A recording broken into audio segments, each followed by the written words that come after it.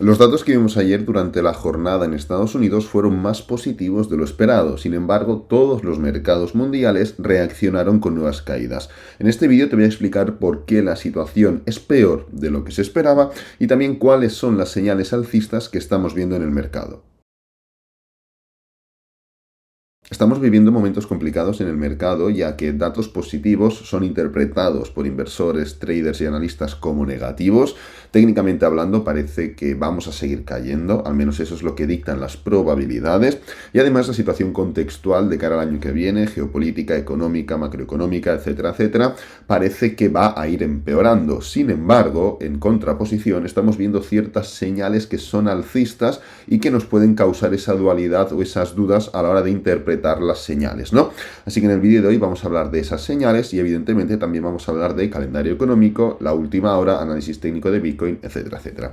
Entonces, empezando por lo primero, calendario económico, primero hablaremos de qué es lo que pasó ayer, y es que como podéis comprobar, el PIB en Estados Unidos, aquí lo tenéis, salió de 3,2, ¿ok? Se esperaba de 2,9, pero salió mejor de lo esperado. Entonces, ¿por qué? Si punto número 1, el PIB en Estados Unidos salió mejor de lo esperado, y punto número 2, las nuevas peticiones de subsidio por desempleo, un dato que es semanal, también salió mejor de lo esperado. Se esperaban 222.000 nuevas peticiones de subsidio por desempleo, es decir, 222.000 nuevas personas que se han quedado sin trabajo y quieren buscar otro trabajo. En cambio salieron 216.000, con lo cual fue menos de lo que se esperaba, un dato que también es positivo, ¿no? Entonces, si tuvimos estos dos datos que son positivos, estos dos datos que deberían ir a favor de la situación económica en Estados Unidos, ¿por qué el mercado cayó? Pues bueno, la respuesta es muy fácil, es muy sencilla, y es que el mercado interpretó que pese a todas las medidas que la Fed está aplicando en el mercado, la más común, la más típica, son los tipos de interés, que los ha estado subiendo de manera pues prácticamente mensual, ¿no? Porque es 8 veces al año los tipos de interés, pero cada vez que ha salido un dato de tipos de interés este año, si no han sido 75 puntos básicos, han sido 50. Es un ritmo realmente no visto en décadas, ¿no? De hecho, los tipos de interés están en niveles más altos desde hace más de 40-50 años, ¿no?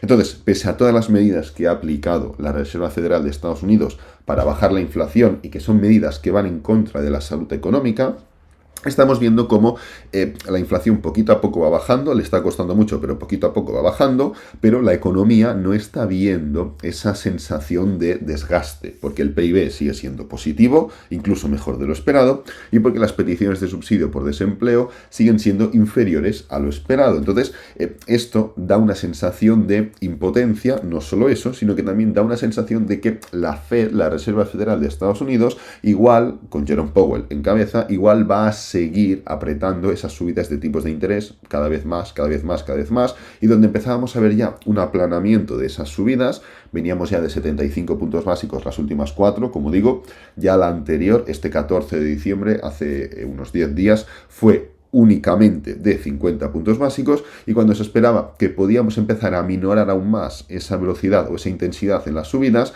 ahora, si los datos siguen siendo fuertes, siguen siendo positivos, la Fed va a tener más posibilidad de seguir apretando a la empresa, a la economía, al ciudadano, para encargarse de bajar esa inflación y que evidentemente la economía se vea más afectada, ¿no? Entonces, ese es el motivo por el cual, pese a salir esos datos tan positivos, que fueron buenos, el mercado dio una caída importante. Entonces, entendiendo lo que pasó ayer, vamos a ver qué es lo que pasará durante la jornada de hoy, cuál es el calendario económico. Ya comentamos que la noticia de ayer, el PIB y las nuevas peticiones de subsidio por desempleo, iban a ser el dato más importante de este año. Ya no iba a quedar ningún dato importante y la jornada de hoy no va a ser una excepción. El dato más clave, más importante que tendremos se divide en dos, podríamos decir: los precios del gasto en consumo de personal subyacente del mes de noviembre en Estados Unidos, y posteriormente los datos de PIB en Canadá.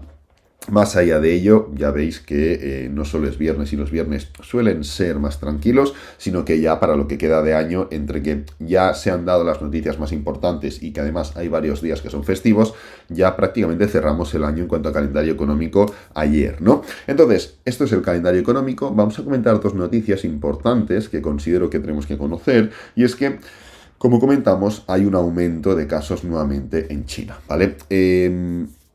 Recordáis que estaban con medidas realmente importantes, restricciones realmente elevadas protestaron mucho y el gobierno bajó esas medidas. Pues bueno, ya hablamos, no porque yo sea un experto ni mucho menos, sino porque era un poco de lógica que si venían de restricciones elevadas, las bajaban y además coincidían con las fechas que son ahora, porque en China también están de festividades, esto iba a generar un incremento importante de nuevos casos, porque pasabas de 0 a 100, ¿no? Pues bueno, aquí tenéis ese incremento y es que ha habido un incremento rápido de infecciones en China, provocado pues por este alivio, podríamos decir, en las restricciones, y ha generado un desplome de la actividad económica y los viajes por parte de la población, evidentemente. Han vuelto nuevamente a subir ese talonario, podríamos llamarlo, en cuanto a restricciones, confinamientos y demás, ¿ok? Esto evidentemente ha provocado que los hospitales estén abarrotados y un parón en la actividad económica, porque, pues bueno, la gente la han vuelto a mandar a casa, ¿no? Así que lo de China es realmente increíble. Y bueno, pues vuelven a estar nuevamente en esta situación, parece que no paran y no salen de esa espiral de confinamiento absoluto, quejas, alivio de restricciones, nuevamente subida de casos y así sucesivamente llevan ya desde que empezó todo este virus, ¿no? Cambiando un poco de tema, cambiando un poco ya de temática, de sector, y es que el fundador de FTX, Sam Bankman-Fried, va a ser liberado bajo una fianza de 250 millones, ¿ok?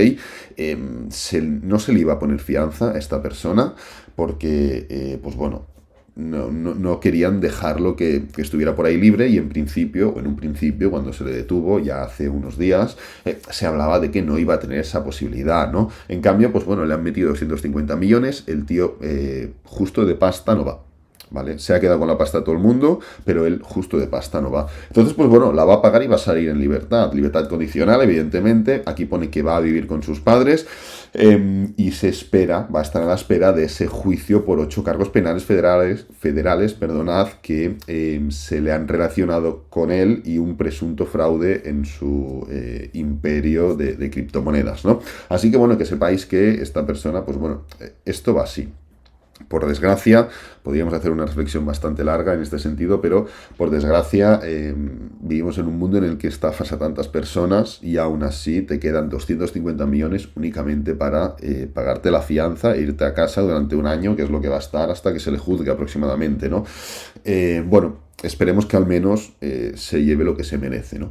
Entonces, bueno, dejando esto de lado, vamos a pasar ya directamente al tema. Vamos a comentar varios factores, varios puntos que tenemos que tener presentes.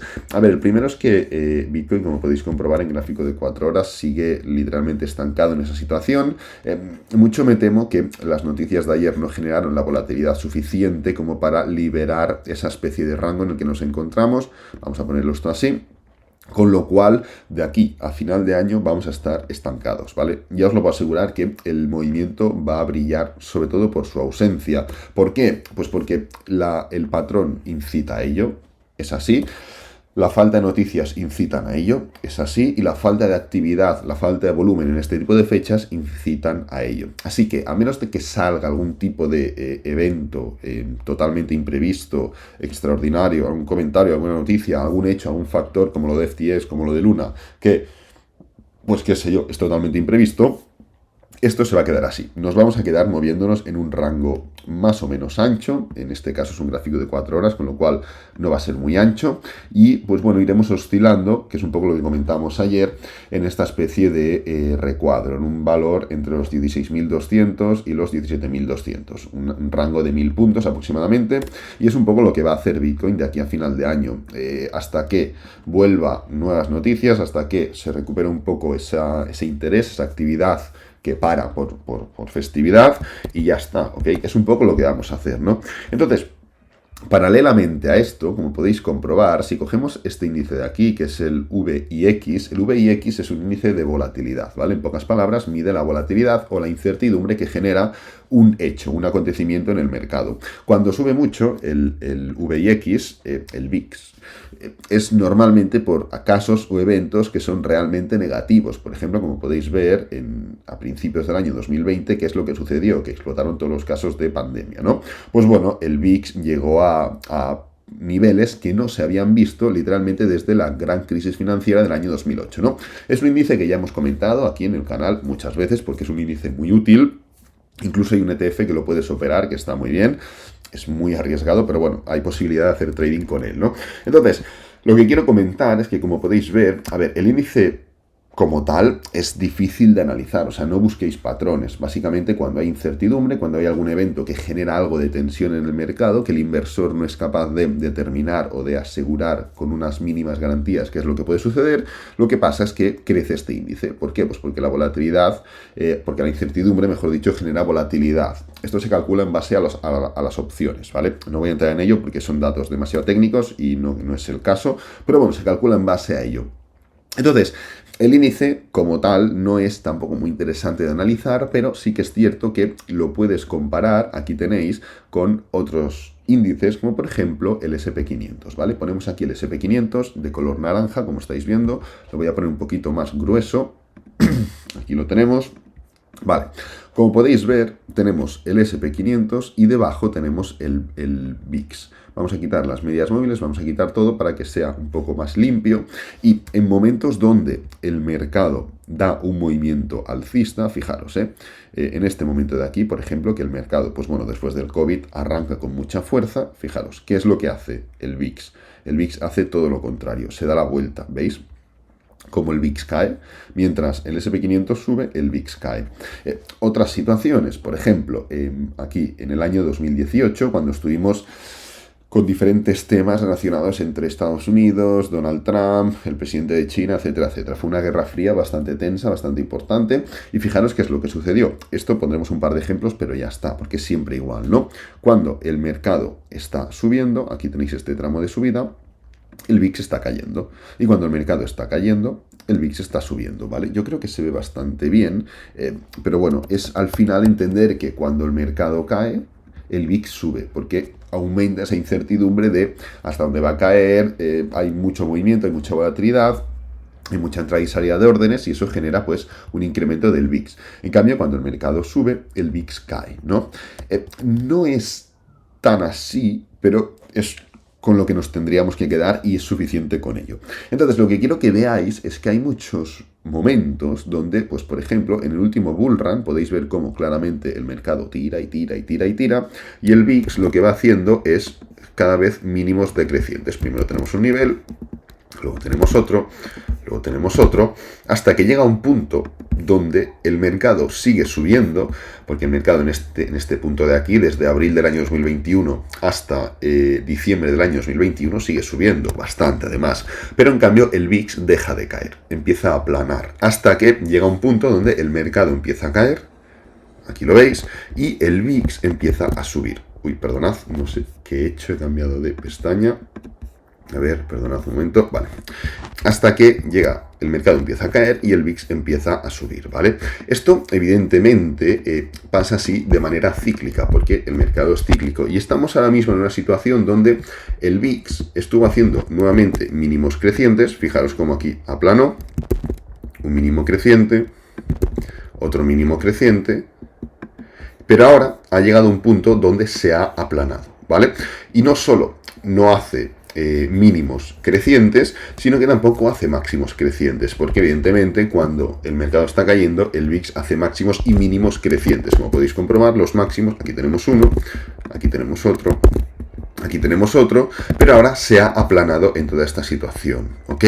Esto es una señal de cambio de tendencia, esto es una señal de que el mercado ya está llegando al final, no necesariamente, pero sí que es una señal que nos puede anticipar en un futuro que puede haber algún cambio de algo refiriéndome a tendencia, ¿no?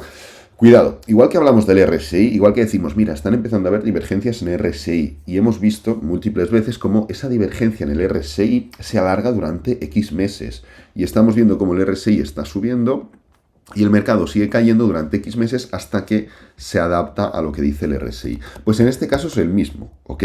Aquí, en este mercado alcista, estuvimos subiendo como 7 meses más, u 8 meses más, o 9 meses más, mientras el VIX ya había aplanado, ¿vale? Pues esto es la misma tesitura. Podemos ver cómo el VIX ya ha dejado de hacer máximos y mínimos crecientes, y seguir viendo cómo el mercado le quedan 4, 5, 6, 7 meses más de caída, en términos generales, y el VIX inmoviliza en esa situación de máximos crecientes que implicarían nuevas caídas en el mercado, ¿vale? Es únicamente una señal, algo que en lo que nosotros tenemos que anticipar, algo que tenemos que compaginar con otros análisis. ¿Cuáles son esos análisis? Pues bueno, tranquilamente podemos coger pues, cualquier gráfico de Estados Unidos, Nasdaq mismo, y nos daremos cuenta que en el corto plazo no tiene pinta de que esto vaya a frenar, porque ya hemos hecho un impulso, un pullback, un impulso, un pullback, un impulso, un pullback, y estamos dentro de un nuevo impulso, que ahora también técnicamente hablando empezamos a ver algún tipo de reacción. Oye, pues ya hemos unido dos factores, ¿no? El VIX, por ejemplo, y el análisis técnico del Nasdaq en este caso, o del S&P 500, me da lo mismo, pero empezar a ver algún tipo de señales únicamente es algo relativamente natural, porque lo que tendría mérito es que después de caer, bueno, después del segundo peor año, desde el año 2008, que fue uno de los peores años de toda la historia, hemos caído un 34% en Estados Unidos durante ya más de un año, 392 días, etcétera, etcétera. Pues el mérito sería, después de todos estos datos realmente negativos, seguir viendo señales bajistas en todos los campos. Es normal que empecemos a ver en ciertos puntos, en ciertos factores, señales que nos incitan a un cambio de tendencia, pero es importante, por contraposición, que aprendamos a interpretarlas y que entendamos que esa señal es únicamente una posibilidad en un futuro, pero hay que soportarla, hay que apoyarla con otros factores, ¿vale? Así que nada, voy a dejar el vídeo por aquí, espero que te haya gustado, que te haya servido, que es lo importante. Si es así, dale me gusta, suscríbete y compártelo con amigos, con la familia, y nos vemos en el próximo vídeo. Adiós.